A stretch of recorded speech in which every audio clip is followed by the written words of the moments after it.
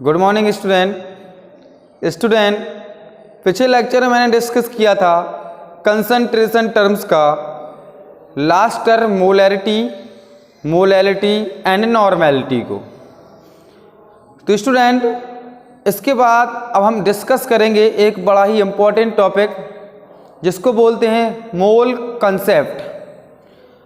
इसमें बच्चों को हमेशा प्रॉब्लम रहती है और इसके क्वेश्चंस करने में हमेशा प्रॉब्लम रहती है मोल कंसेप्ट के क्वेश्चंस में। तो क्या होता है मोल कंसेप्ट और किस तरीके से इसके क्वेश्चन सॉल्व होते हैं मोल कंसेप्ट के, ये भी डिस्कस करेंगे। और कौन कौन से फॉर्मूलेस यूज होते हैं मोल कंसेप्ट में, और मोल कंसेप्ट का पूरा कॉन्सेप्ट आज हम इस वीडियो में क्लियर करेंगे एकदम। तो आप लोग पेन कॉपी लेके बैठ जाइए और मैं स्टार्ट करने जा रहा हूं मोल कंसेप्ट। तो स्टूडेंट देखते हैं पहले तो मोल कंसेप्ट है क्या। बड़ा ही कंफ्यूजन रहता है हमेशा बच्चों को कि मोल कंसेप्ट है क्या चीज़। तो मोल कंसेप्ट का मतलब होता है एक ऐसा सब्सटेंस जिसमें सेम तरीके के एलिमेंट्री पार्टिकल्स प्रेजेंट हो, पार्टिकल्स का मतलब एटम्स, मॉलिक्यूल्स और आयंस सेम तरीके के प्रेजेंट होने चाहिए स्टूडेंट। क्लियर? सेम तरीके का मतलब ये है, अगर हम आयरन की रॉड को देखें तो आयरन की रॉड में सिर्फ आयरन के पार्टिकल्स ही प्रेजेंट हैं, है ना। उसी को बोल दिया वन मोल। क्या बोल दिया? उसी को मोल कंसेप्ट बोल देते हैं। क्या बात क्लियर हुई मोल कंसेप्ट का? थोड़ा बहुत कुछ क्लियर हुआ कि जिसमें एक ही तरीके के पार्टिकल्स प्रेजेंट हो। चलिए डेफिनेशन देखते हैं पहले तो डेफिनेशन से क्लियर होगा। डेफिनेशन क्या कहती है? A mole is defined as the amount of substance. A mole is defined as the amount of substance contains same number of elementary particles, elementary particles में एटम्स भी हो सकता है, मॉलिक्यूल्स भी हो सकता है, आयंस भी हो सकता है, और उसको बोल दिया मोल कंसेप्ट। क्या क्लियर है मोल कंसेप्ट? अच्छा, अब देखते हैं इसके कुछ फॉर्मूलेस किस तरीके से बनते हैं। पहले तो मैं बात करूं तो आपको पता है कि 1 मोल इक्वल होता है ग्राम एटॉमिक मास। ये पिछले लेक्चर में डिस्कस कर चुका हूं। 1 मोल इज इक्वल टू क्या होता है? ग्राम एटॉमिक मास। और आपने ये भी पढ़ रखा है कि 1 मोल किसके इक्वल होता है? 6.022 10 to the power 23। अगर एटम्स है तो एटम्स, मॉलिक्यूल्स है तो मॉलिक्यूल्स, और आयंस है तो आयंस। और इस 6.022 10 to the power 23 को क्या बोलते स्टूडेंट? हम आवोगाड्रो नंबर्स।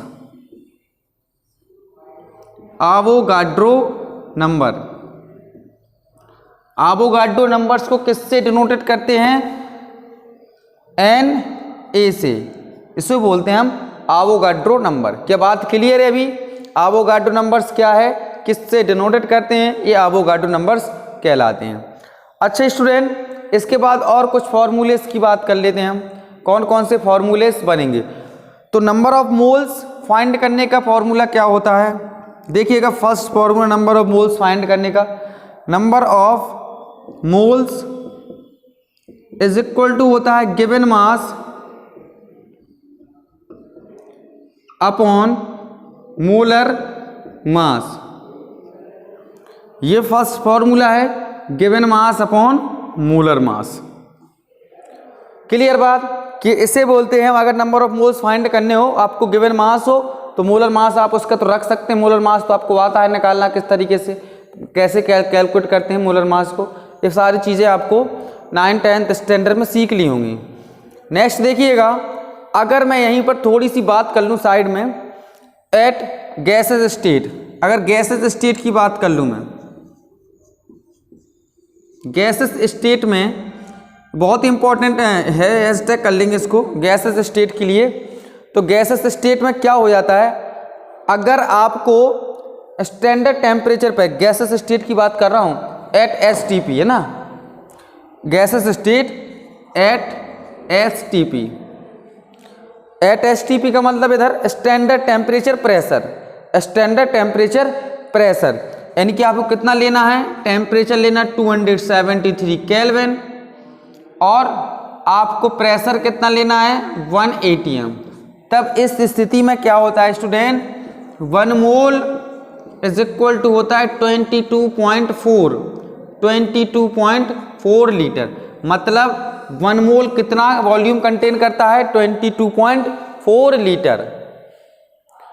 तो इससे रिलेटेड क्वेश्चन भी बहुत पूछे जाते हैं और ये वैल्यू बहुत इंपॉर्टेंट है, इसलिए आप इसको देख लें एक बार अच्छे से। मैंने क्या लिखा है, gases state at STP, standard temperature pressure. तो स्टैंडर्ड टेम्परेचर प्रेशर क्या रखते हैं, टेम्परेचर 273 केल्विन, और प्रेशर कितना रखते हैं 1 atm, जो कि हमारा एटमॉस्फेरिक प्रेशर है। 1 मोल इज इक्वल टू क्या हो जाता है 22.4 लीटर। और इसको ये भी लिख सकते हैं इक्वल्स टू 6.022 10⁻23। ये 1 मोल इसके इक्वल भी होता है और इसके इक्वल भी होता है। तो यहाँ से एक फॉर्मूला और बनता है नंबर ऑफ मोल्स फाइंड करने का। देखिए मैं इधर लिखता हूँ formula number second, number of moles is equal to होता है गिवन वॉल्यूम। क्या होता है, given volume, given volume upon 22.4 litre. ये भी फॉर्मूला बहुत ज़्यादा यूज होता है जब गैसेस की बात होती है। तो गिवन वॉल्यूम अपॉन 22.4 लीटर। अच्छा, इसके बाद एक फॉर्मूला और है इसके लिए इंपॉर्टेंट फॉर्मूला, वो कौन सा है देखें। अभी फॉर्मूला बनता है नंबर ऑफ मोल्स निकालने का, number of moles equals to given molecule, given molecule upon 6.022 10⁻23। अब अगर यहाँ से आपसे कोई कह दिया जाए कि मॉलिक्यूल्स किस तरीके से फाइंड करेंगे, यानी कि नंबर ऑफ मॉलिक्यूल्स फाइंड करने का फॉर्मूला क्या होगा, तो निकाल लोगे क्या, नंबर ऑफ मॉलिक्यूल, मॉलिक्यूल्स निकालने का फॉर्मूला क्या होगा भाई। देखिए यहाँ 1 लगा दें, क्रॉस मल्टीप्लाई करा दें तो क्या बन जाएगा, number of moles, number of moles into Na बोले तो 6.022 10⁻23। पूरा लिख दूं, Na का मतलब क्या है 6.022 10⁻23। ये हो गया है नंबर ऑफ मॉलिक्यूल्स निकालने का फॉर्मूला। एक बार सारे फॉर्मूलेस और डेफिनेशन में रिपीट कर दे रहा हूँ, फिर इनको आप नोट कर लेंगे, फिर इसके बाद हम न्यूमेरिकल्स पे चलेंगे। अगर आपको फॉर्मूलेस और इसकी डेफिनेशन क्लियर हो जा रही है तो आप न्यूमेरिकल्स बहुत आसानी से कर सकते हो। कुछ 3-4 न्यूमेरिकल्स मेरे पास, तो न्यूमेरिकल्स को करवा दे रहा हूँ। इसके बाद मैं बात करूँगा स्टोकियोमेट्री। क्या होती है स्टोकियोमेट्री, बहुत ही इंपॉर्टेंट टर्म है। स्टोकियोमेट्री से रिलेटेड क्वेश्चंस भी पूछे गए 1-2 बार। तो देखते हैं क्या कह रहा है। A mole is defined as the amount of substance which contains same number of elementary particles. जो same number of elementary particles contain करे उसको बोल देते हैं मोल, मोल कंसेप्ट। ओके, इसके बाद we know that 1 mole is equal to gram atomic mass. 1 mole is equal to ये होता है 6.022 10⁻23 एटम्स, मॉलिक्यूल्स और आयंस। इसको क्या बोल देते हैं, एवोगाड्रो नंबर्स, यानी कि Na। इसके बाद मैंने बात की नंबर ऑफ मोल्स निकालने का फॉर्मूला। तो नंबर ऑफ मोल्स निकालने का फॉर्मूला होता है गिवन मास अपॉन मोलर मास। इसके बाद एक हमने हैशटैग बताई कि स्टार है ना, जो star gases state at STP.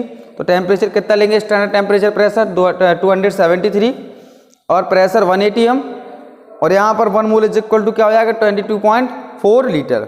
जल्दी से इस वाले फॉर्मूले को देख लेंगे। नंबर ऑफ मोल्स फाइंड करने जो आपको क्या दिया हो, वॉल्यूम गिवन हो, है ना। अगर आपको वॉल्यूम गिवन है और आपके क्या पूछे जाए कि नंबर ऑफ मोल्स बताइए, ऐसे क्वेश्चंस भी आएंगे अभी आपके सामने कि नंबर ऑफ मोल्स बताइए आप। तो नंबर ऑफ मोल्स कैसे निकालेंगे आप, given volume upon 22.4 litre. Similar number of moles निकालने का अगर मॉलिक्यूल्स की बात हो तो मॉलिक्यूल्स के लिए इससे कर सकते हैं। जल्दी से इसको नोट कर लीजिए या इसके स्क्रीनशॉट ले लीजिए। मैं क्वेश्चन श्योर चल रहा हूँ और कुछ क्वेश्चन आपको करवा दे रहा हूँ। जल्दी से नोट कर लीजिए इसको।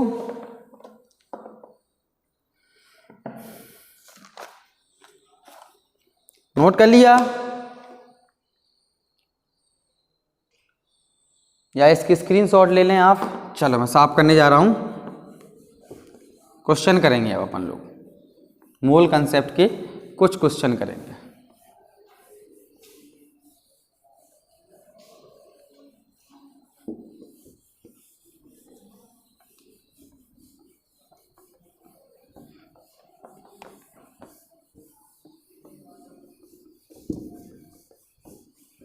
देखिए बेटा, फर्स्ट क्वेश्चन कुछ यूं है, find the number of moles in 10 gram of H2 gas. Question number first, find the number of moles, find the number of moles in 10 gram H2 gas. लगाएंगे क्या आप? Find the number of moles in 10 gram H2 gas. Question को solve करें अपने आप से video को pause करके। बड़ा ही सिंपल क्वेश्चन है। क्वेश्चन में क्या कहा है पहले समझ लें आप। Find the number of moles in 10 gram H2 gas. भैया आपको क्या गिवन है? 10 ग्राम मास गिवन है। क्या गिवन है? मास। तब तो आप क्वेश्चन को आसानी से सॉल्व कर सकते हो ना। मास गिवन है तो आपको एक ही तो फॉर्मूला याद है। चलो मैं सॉल्व करने जा रहा हूँ, है ना। आप लोग तो करोगे नहीं, बैठे रहोगे बस। यहाँ पर देखो तो नंबर ऑफ मोल्स निकालने के 3 फॉर्मूले बताए, जिसमें हमें कौन सा ये मास वाला है, क्योंकि ग्राम दिया गया है, ग्राम है ना। तो यहाँ पर क्या रखेंगे हम? Given mass upon molar mass. Clear बेटा? तो गिवन मास कितना है हमें? 10 ग्राम अपॉन मोलर मास। आपको पता है ना H2 का मोलर मास कितना होता है भैया? आयोडीन का 1 होगा तो H2 का कितना हो जाएगा? 2 रख देंगे। सिंपल सा क्वेश्चन है। लो आ गए यहाँ से 5 मोल्स। कितने आ गए? 5 मोल्स। बिल्कुल सिंपल क्वेश्चन है। नेक्स्ट क्वेश्चन देख लेते हैं। Question number second. Question number second क्या है? Calculate the number of moles in 20 gram calcium. Calculate the number of moles in 20 gram ammonia. ऐसे लिख दूं NH3? हाँ सर लिख दीजिए, फॉर्मूला पता नहीं है ना आप लोगों को। क्या है? Calculate the number of moles in 20 gram ammonia. 20 gram ammonia का हमें क्या पता करना है? कितना नंबर ऑफ मोल्स हैं इसके। थोड़ा कैलकुलेट करें आप। मैंने वहाँ पर अमोनिया जब बोल रहा था उस समय मैंने कैल्शियम बोल दिया था। आप कैल्शियम भी कर सकते हैं, कैल्शियम वाला भी क्वेश्चन, कोई दिक्कत नहीं है। कुछ भी कर लें आप, कैल्शियम कर लें या इसको कर लें, कोई प्रॉब्लम नहीं। आपको कंसेप्ट आना चाहिए। इसमें भी क्या दिया गया है? ग्राम दिया गया है भाई। अब तो पता है ना आपको नंबर ऑफ मोल्स फाइंड करने का फॉर्मूला क्या है? नंबर ऑफ मोल्स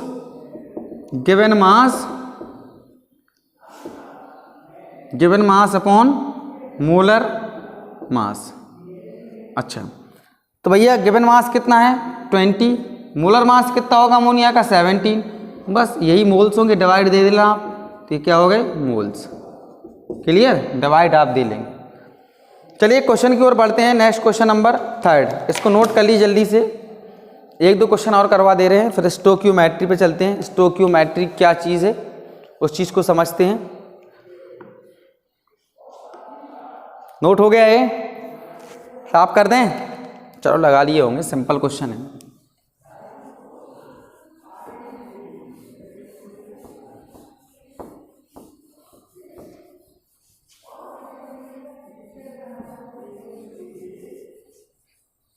देखिए अब जो क्वेश्चन देने जा रहा हूं मैं उसमें तीनों चीज़ें पूछी जाएंगी। 3 फॉर्मूलेस आपने पढ़े हैं उसमें तीनों फॉर्मूलेस का यूज़ होगा। तो क्वेश्चन है find number of moles present in. देखो question number 3, find number of moles present in. Number first में कह रहा है 11.2 लीटर ऑफ N2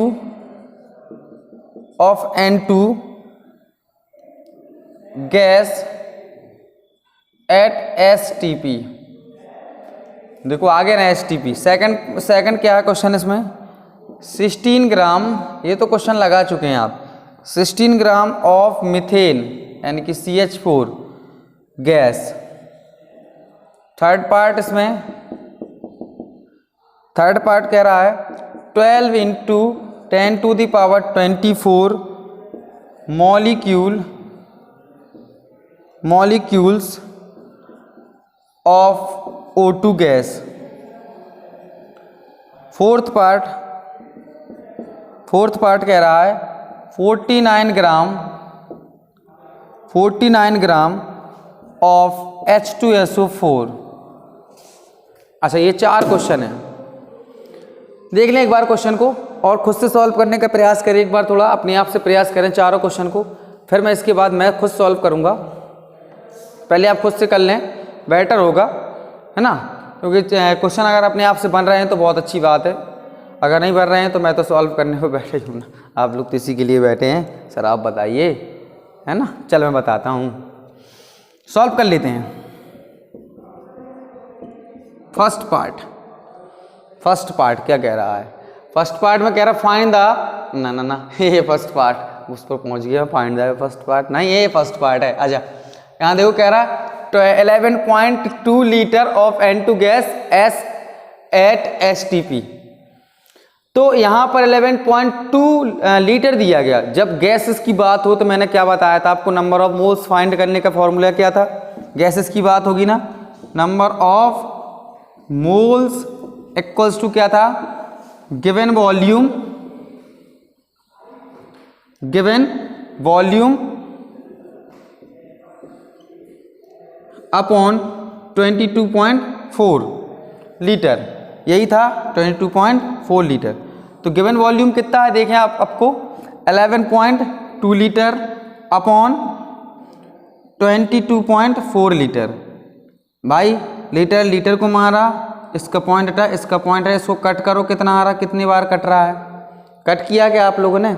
अच्छा 1/2 यानी कि आ गया यहाँ से 0.5 मोल्स, कितना आ गया 0.5 मोल्स। ये तो फर्स्ट पार्ट हो गया है। अच्छा सेकंड पार्ट को देख लेते हैं आप, सेकंड पार्ट क्या कह रहा है। तो सेकंड पार्ट में 16 ग्राम ऑफ मीथेन गैस, अभी भी तो किया था 16 ग्राम ऑफ मीथेन गैस हो, या हमने कहा था अभी 10 ग्राम ऑफ H2 गैस, वही चीज़ आ गई ना। तो इसके लिए क्या लगेगा, number of moles equals to given mass कितना है, मैं लिखूंगा, बार बार नहीं लिखता हूँ, 16 अपॉन मोलर मास कितना होगा इसका 12 4 16, तो हो गया 16, यहाँ से कितना आ गया 1 मोल आ गया इसका, ये भी क्लियर। थर्ड पार्ट देखें थोड़ा, थर्ड पार्ट क्या कह रहा है। थर्ड पार्ट में कहा है 12 into 10 to the power 24 molecules of O2 gas. अब मॉलिक्यूल्स वाला क्वेश्चन आ गया, तो मैंने आपको बताया था नंबर ऑफ मोल्स, बहुत इंपॉर्टेंट क्वेश्चन है, ये काफी बार पूछा गया है, वेरी इंपॉर्टेंट क्वेश्चन है। तो number of moles is equal to given molecule, है ना, given molecule upon 6.022 10 to the power 23। अच्छा भैया गिवन मॉलिक्यूल कितना है आपको, 12 into 10 to the power 24 upon 6.022 10 to the power 23। थोड़ा सा क्वेश्चन को सिंपल बनाने के लिए क्या मैं इसको 6.022 को 6 के अप्रॉक्सीमेट रख सकता हूँ ना, कोई प्रॉब्लम नहीं, 6 के अप्रॉक्सीमेट रख सकते हैं आप। तो नंबर ऑफ मोल्स कितने आ जाएंगे, 12 into 10 to the power 24 upon 6 into 10 to the power 23। इसको काटेगा 2, ये ऊपर पहुंचा तो 23 पावर इससे सब्ट्रैक्ट हो जाएंगे, तो कितनी बचेगी 1, तो इनकी इसकी वैल्यू क्या आ गई 20 मोल्स। क्लियर है, यहाँ से 20 मोल्स ये निकल के आ गया है। आई होप ये क्वेश्चन भी क्लियर हो गया होगा। लास्ट क्वेश्चन क्या कह रहा है, यही सॉल्व कर दूं लास्ट क्वेश्चन को भी। लास्ट क्वेश्चन में कहा है 49 ग्राम ऑफ H2SO4। भैया 49 ग्राम ऑफ H2SO4 दे रहा है, तो आपको पता है कि नंबर ऑफ मोल्स क्या होंगे, number of moles is equal to given mass upon molar mass. तो गिवन मास क्या होता है, हमें कितना गिवन है 49, अपॉन H2SO4 का मोलर मास कितना होगा। थोड़ा देखें आप, यहाँ से देखें, कैलकुलेट कर लेता हूँ मैं इधर। H2SO4 का मास, मोलर मास दिख रहा है ना सबको, बहुत ऊपर तो ही लिख दिया। 2 प्लस इसका होता 32 प्लस इसका होता 64। कैलकुलेट करो यहाँ से 6 4 2 8 69, मतलब 98 आ रहा, 98। इसको कट किया 1/2 यानी कि 0.5 मोल्स। कर लोगे इसको भैया, 0.5 मोल्स आ रहे हैं। सिंपल सा क्वेश्चन था, इसको मैंने अब बहुत आसानी से सॉल्व कर दिया। एक पार्ट और देख लेते हैं हम, एक क्वेश्चन और देख लेते हैं, पार्ट नहीं एक क्वेश्चन ही है पूरा। अच्छा देखते हैं क्या कह रहा है क्वेश्चन। नोट कर लिए क्वेश्चन सारे, इसका स्क्रीनशॉट ले लिया। चलिए ले लिया स्क्रीनशॉट। तो ये क्वेश्चन और देखते हैं, फिर इसके बाद समझते हैं स्टोइकियोमेट्री, जो काफ़ी इंपॉर्टेंट है। बार बार कह रहा हूँ मैं, स्टोइकियोमेट्री की डेफिनेशन कई बार पूछी गई है। उससे रिलेटेड क्वेश्चन क्या है वो नेक्स्ट वीडियो में डिस्कस करेंगे।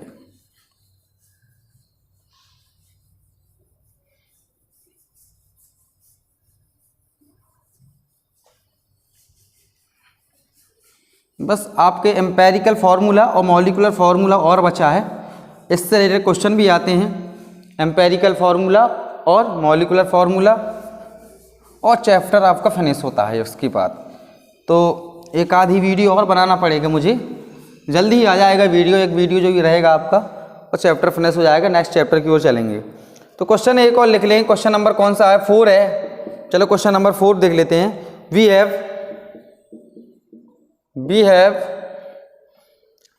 12 × 10 to the power 24, 12 × 10 to the 24 molecules of oxygen,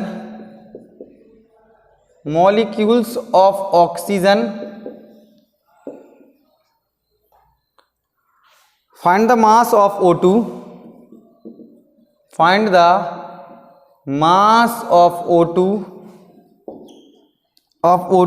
and volume of oxygen, and volume of oxygen at STP, चलो इसको सॉल्व करें आप जल्दी से।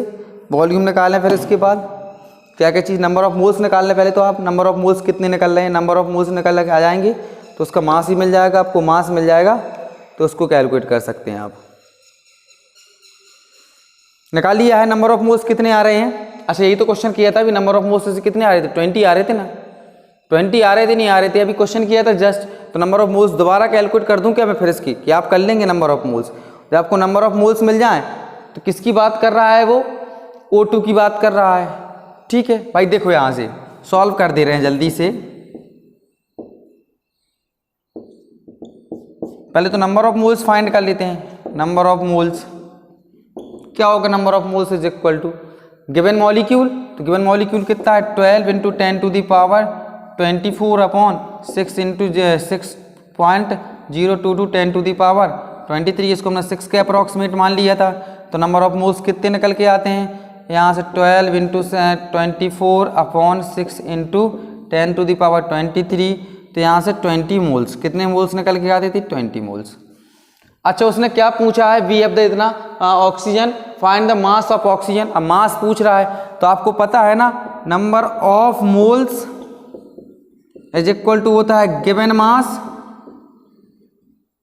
अपॉन मोलर मास, बस इसी से लगा दीजिए। तो नंबर ऑफ मोल्स कितने आए हैं, 20। गिवन मास फाइंड करना, x अपॉन मोलर मास कितना होता है इसका, 32। तो x इज इक्वल टू कितना हो जाएगा, 640। यही हो रहा है क्या, यही आ गए 640 ही आ रहे हैं। अच्छा नंबर ऑफ मोल्स, इसके बाद वॉल्यूम पूछा उसने, तो वॉल्यूम निकाल लेते हैं। तो नंबर ऑफ मोल्स अभी बताया था formula, number of moles is equal to, चलो इसको थोड़ा बड़ा बड़ा लिख देता हूं, number of moles is equal to given volume upon 22.4।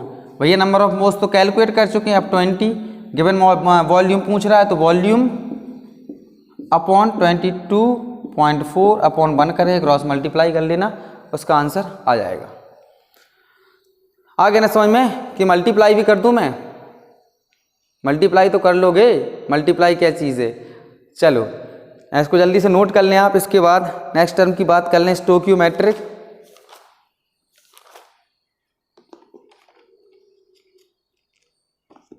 Stoichiometry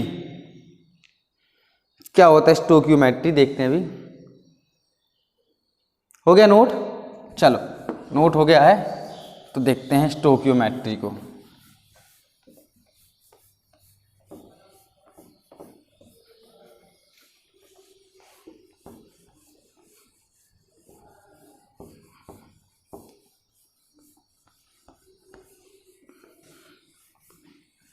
साफ कर दें? हो गया। क्या कर दें साफ? अच्छा स्टोकियोमेट्री डालेंगे heading, sorry स्टोकियोमेट्रिक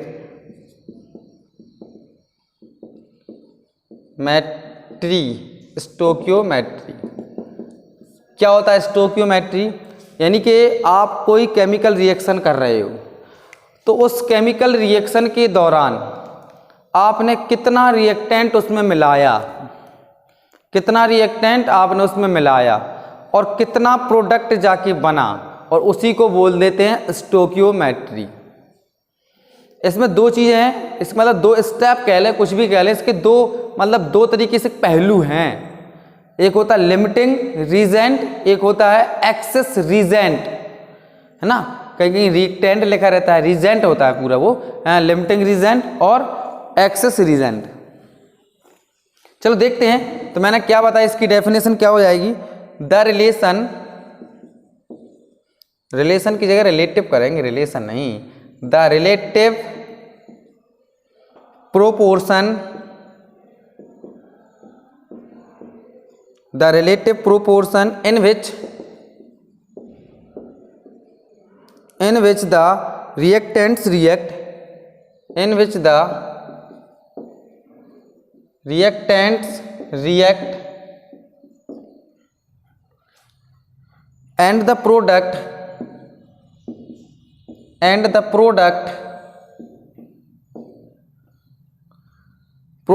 are formed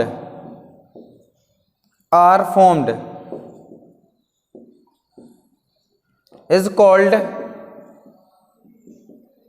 stoichiometry.